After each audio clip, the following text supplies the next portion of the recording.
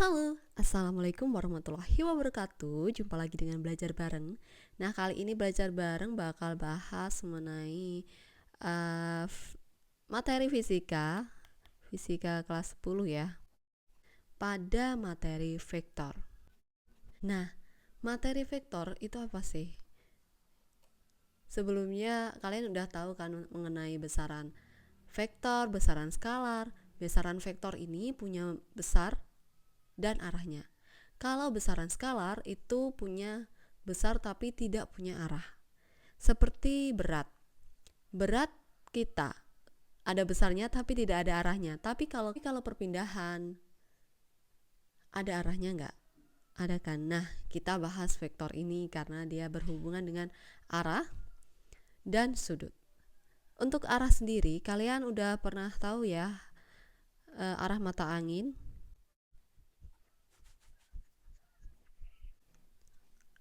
Dari timur, tenggara, selatan, barat daya, barat laut, utara, timur, laut. Kalau dulu kita nyanyi ya, timur, tenggara, selatan, barat daya, barat laut, utara, timur, laut.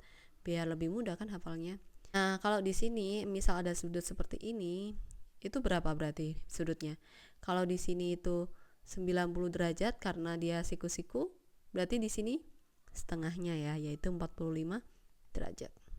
Nah, untuk sudut yang wajib kamu ketahui yaitu sin cos tan. Ini ada pada matematika, tapi juga ada pada fisika, karena ini membantu dalam mengerjakan soal-soal fisika.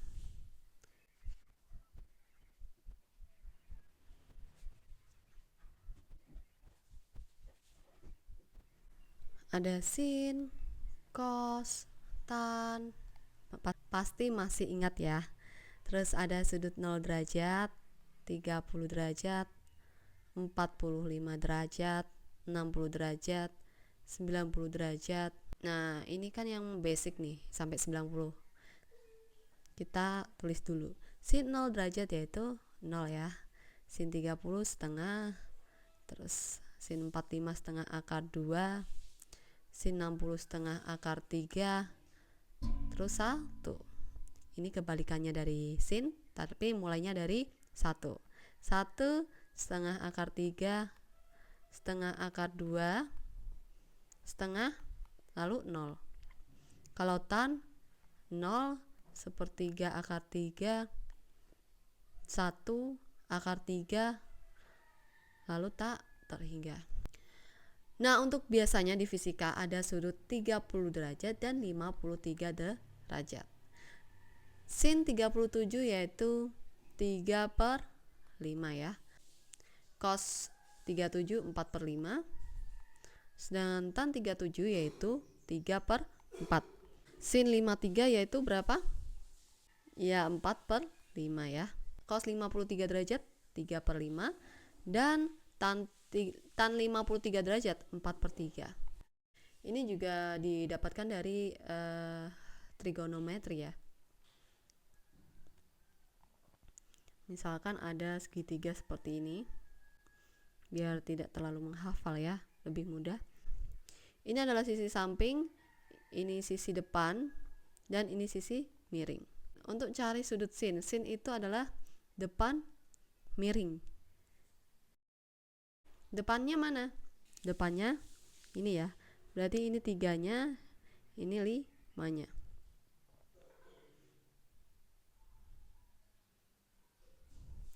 Berarti di sini berapa? 4 kan?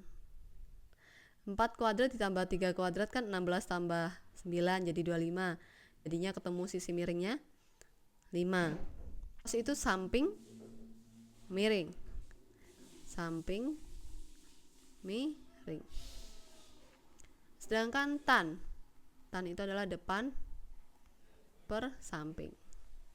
Kalau dulu nih saya ingat-ingat rumus ini tuh pakai hafal apa ya, disingkat gitu, sin demi, kosami, dan tan desa, biar lebih mudah untuk mengingat. Untuk konsep dasarnya seperti ini ya. Poin pertama yang harus kita tahu di vektor ini itu adalah menggambar vektor. Nah, menggambar vektor ini lebih mudah di buku kotak-kotak, di mana harus presisi dan berskala. Misalnya 10 meter nih, dibuat 1 cm tiap 2 meternya. Berarti ada 5 cm nih digambar untuk 10 meter. Misalkan nih, menggambar vektor kan harus kita tulis saja ya, presisi dan berskala. Misalkan di soal disuruh kita diminta gambar 10 meter. Nah, kalau kita gambar 10 meter di buku kan nggak mungkin nih, bisa-bisa panjang banget nih bukunya. Jadinya kan kita buat skalanya, di mana setiap 1 cm itu mewakili 2 meter. Berarti kalau 10 meter berapa senti? Tinggal dibagi 2 kan? Jadi 5 cm untuk 10 meter. Misalkan ada vektor A, arahnya ke timur sejauh 10 meter. Berarti gambarnya segimana? Gambarnya seperti ini ya. Misal yang kedua ada vektor B, arahnya vertikal sebesar 6 meter. Bagaimana nih gambarnya? Utara ya. Vertikal juga bisa ke selatan sih. Ya, tapi di sini saya mau gambar ke utara. Vektor B tadi 6 meter. Seperti ini ya. Terus ada vektor C. Dia membentuk sudut 45 derajat sebesar 5 meter. Kita gambar dulu. Untuk perkiraan sudutnya seperti ini. Ini 45 derajat ya misalnya. Sebesar berapa tadi? 5 meter ya. Untuk penulisan vektor itu seperti ini ya. Ada coretan di atasnya. Untuk menggambar vektor sendiri ada 2 cara. Cara poligon dan cara jajar genjang. Cara poligon ini biasanya penjumlahan 2 vektor atau lebih. Dalam hal ini itu vektornya berlanjut. Misalkan vektor A plus B sama dengan titik-titik. Kita bisa gambar nih vektor A seperti ini plus B. Ini A, ini B.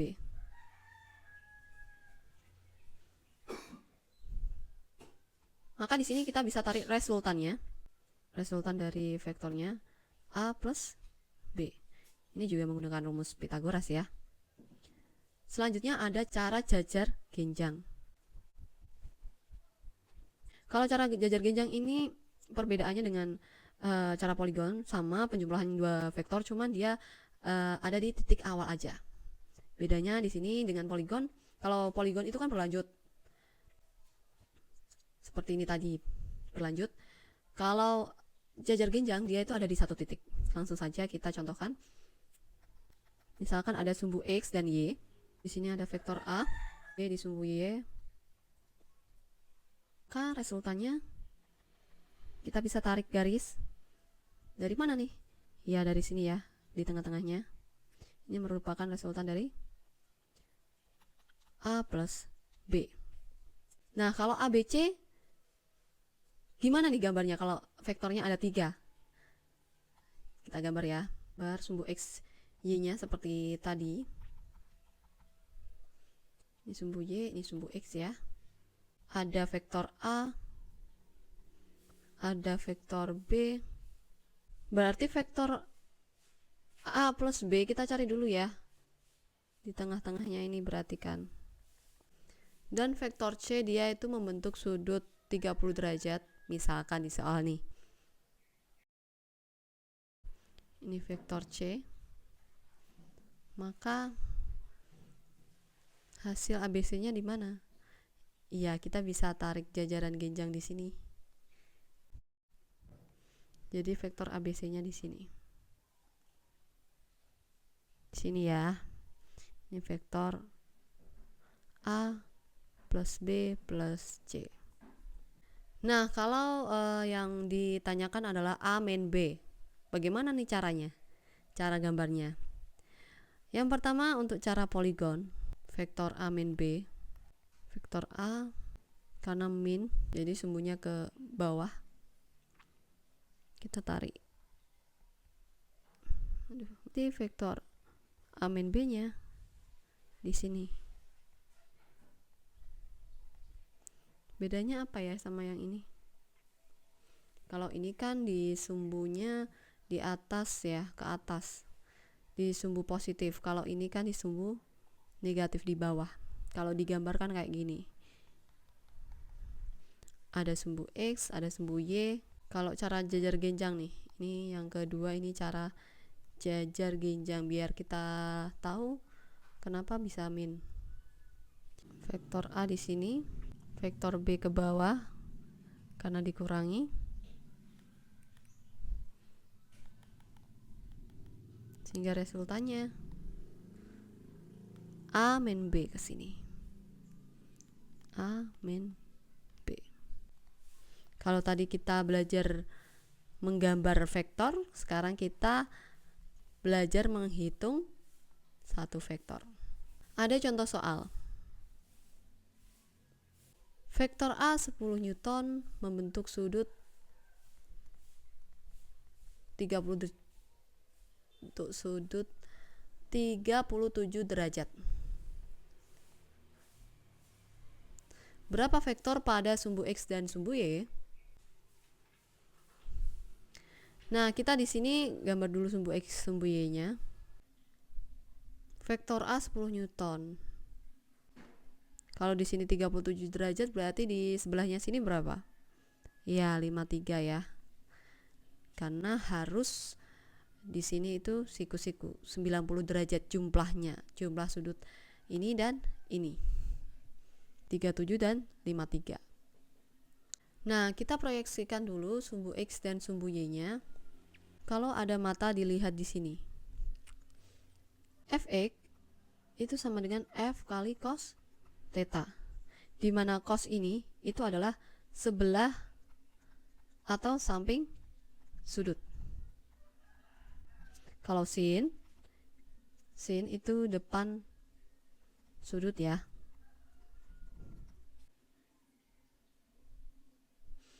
Karena di sini letak sudutnya di 37 derajat sini. Berarti kan Fx-nya samping sudutnya kan sini ya. Berarti F cos theta. Theta-nya 37 derajat. F-nya 10, cos 37 tadi berapa? 4/5 ya. Jadi 10 kali 4/5 sama dengan 8. Kalau Fy-nya, ingat sudutnya di sini. Berarti Fy-nya di sini.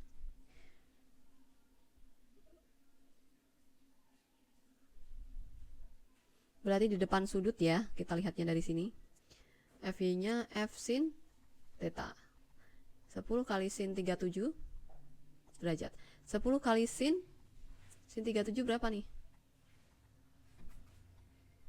3/5 ya. 2 kali 3, 6. Satuannya Newton. Jadi besarnya vektor pada sumbu X, yaitu Fx sama dengan 8 Newton, dan pada sumbu Y itu 6 Newton. Membentuk sudut 37 derajat terhadap X. Nah, misalnya kalau kita balik nih. Ini Fx, ini Fy-nya. F-nya sama 10 Newton. Cuma di sini bedanya adalah yang diketahui sudutnya yang di Y, 53 derajat. Berapa besarnya vektor Fx dan Fy? Nah, di sini Fx itu tidak selalu cos, F cos ya. Seperti yang kita tahu, F cos theta. Karena di sini bergantung pada letak sudutnya, yaitu ini. Kalau kita gambar nih seperti ini, berarti di sini juga Fx, ya enggak? Kan sama ya, sama di bawah sini. Fx seperti membentuk segitiga di sini. Kita lihat, kalau sudutnya di sini, berarti di sebelahnya mana? Di sebelahnya Fy-nya kan tetap nih di sini. Fy-nya di sini, fx-nya di sini. Ini fx kan, fx, ini fy-nya, ini fy-nya. Karena sudutnya di sini, fx ini berarti di depan atau di sebelah sudutnya? Di depannya ya. Fx sama dengan f sin 53 derajat. Lalu fy-nya berapa? Fy-nya tetap di sini. Karena fy-nya di sini adalah di sebelah atau samping sudut, di mana sebelah atau samping sudut itu kita tadi sudah menuliskan bahwa cos. Berarti fy-nya adalah f cos theta. Jadi di sini fx itu tidak selalu f cos theta ya, tapi bergantung pada letak sudutnya ini. Kalau di sini tadi sudutnya kan di 37 derajat di sini kan. Kalau dilihat dari sini matanya, ini fy-nya di sini, fy-nya sama kan, fy-nya karena di ini fy itu di depan sudut, maka dia sin, menghasilkan sin tadi. Tapi untuk fx-nya, karena fx-nya di sini adalah sebelah sudut, sebelahnya pas atau samping sudut, ini ya, sebelah atau samping sudut, maka fx-nya adalah f cos theta. Berbeda dengan misalkan yang diketahui sudutnya 53 derajat seperti ini. Kita hitung f-nya 10 dikali sin 53 itu 4/5 ya. Sin 53 4/5 sama dengan 8 Newton. Sedangkan fy-nya, f-nya 10 dikali cos 53, 10 kali cos 53 yaitu 3/5 ya, 3/5 sama dengan 2 kali 3 6 Newton. Lihat di sini nilai fx-nya sama. Di sini fx-nya 8 Newton, yang atas juga 8 Newton. Fy-nya di sini 6 Newton, yang atas juga 6 Newton. Sama kan? Yang penting intinya adalah di letak sudutnya kalau menentukan fx dan fy-nya. Dan tadi ingat sin konstan, trigonometrinya diingat-ingat lagi pada matematika. Hitungan dua vektor, vektor besar dan kecil. Nomor 1, misalkan ada F1 4 Newton dan F2-nya 10 Newton dengan arah yang berbeda. Kita gambarkan di sini F1 4 Newton. Karena arahnya berbeda, berarti kan nggak searah nih, berbeda arah 10 Newton. Gimana nih cara menghitung FR-nya? Kurangkan aja vektor yang besar dikurangi vektor yang kecil. Di sini jumlah nilai yang besar yaitu 10 Newton ada pada vektor 2. Berarti F2 min F1 ya. F2-nya 10 Newton dikurangi 4 Newton sama dengan 6 Newton. Soal yang kedua misalkan searah. F1-nya dan F2-nya searah. F1-nya dan F2-nya searah. Berarti F1 di sini, F2-nya di sini. Kalau searah gini, berarti FR-nya tinggal dijumlahkan aja. F1 ditambah F2. F1-nya tadi 4 Newton ditambah F2-nya 10 Newton sama dengan ya 14 Newton. Yang ketiga, apabila diketahui membentuk sudut. Pada soal itu diketahui membentuk sudut. F1 dan F2 di mana F1 nilainya 8 Newton, F2 nilainya 6 Newton. Di sini siku-siku ya. Maka nilai FR resultannya sama dengan akar F1 kuadrat ditambah F2 kuadrat ditambah 2F1 kali F2 cos theta. Nah, ini perlu diingat nih rumus ini. Rumus paling basic yang wajib kamu tahu. Kalau kita masukkan di sini nilai-nilainya, F1-nya berapa? Ya 8 ya, 8 kuadrat ditambah F2-nya berapa? 6 kuadrat ditambah 2 kali 8 kali 6. Cos theta-nya di sini cos 90 ya. Sama dengan akar 8 kuadrat berapa? 8 kali 8 64 ditambah 6 kuadrat, 6 kali 6 36 ditambah Karena di sini cos 90 itu adalah 0, otomatis hasilnya 0 ya. Berapapun dikali 0 kan 0. Sama dengan 64 tambah 36 yaitu 100. Akar 100 sama dengan 10 Newton. Di FR-nya, F resultan dari soal ini adalah 10 Newton. Yang keempat nih. Apabila yang diketahui F1, F2-nya membentuk sudut tapi tidak 60 derajat. Misalkan nih, F1 8 Newton. Seperti biasa ini sumbu Y-nya dan ini sumbu X-nya. Terus F2-nya di sini kira-kira membentuk sudut 60 derajat. Dimana besarnya F2 ini sama dengan 6 Newton. Nilai FR-nya gimana nih? Nilai FR-nya bisa dicari dengan cara jajar genjang.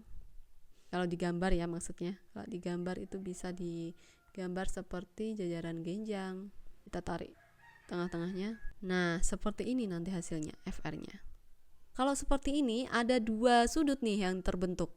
Misalkan kita simbolkan beta dan alfa. Berarti yang 60 derajat kita simbolkan apa nih? Theta aja ya. Jadi ada sudut theta, beta, dan alfa. Kalau kita menghitung FR-nya untuk yang ini, bagaimana? Ya menggunakan rumus tadi. F1 kuadrat ditambah F2 kuadrat ditambah 2 kali F1 kali F2 cos theta. F1-nya tadi 8 ya, 8 kuadrat ditambah 6 kuadrat ditambah 2 kali 8 kali 6 cos 60 derajat.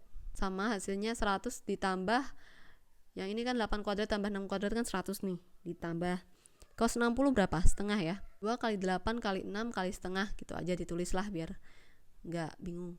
8 kali 6 48. Berarti 100 tambah 48 yaitu 148 Newton. Jadi nilai resultannya adalah akar 148 Newton. Nah, kalau mencari sudut beta dan alfanya gimana nih? Kita gunakan aturan sinus dalam mencari alfa dan beta. Seperti ini. F1 per sin beta sama dengan F2 sin alfa sama dengan FR per sin theta. Sin theta ini tadi adalah sudut apit antara dua vektor. Nah, ini untuk rumus dasar yang kalian harus tahu di vektor. Dan nanti di dalam fisika kan banyak nih soal-soal tentang vektor. Terus dalam mengerjakan soal-soal materi selanjutnya juga nanti ada kecepatan, GLB, itu kan banyak banget nih. Kita juga harus tahu vektor, arah, sudut, ya kan? Nah, itu merupakan penjelasan vektor dari tim belajar bareng. Semoga tayangan ini bermanfaat. Tunggu materi selanjutnya ya. Thank you for watching. Wassalamualaikum warahmatullahi wabarakatuh.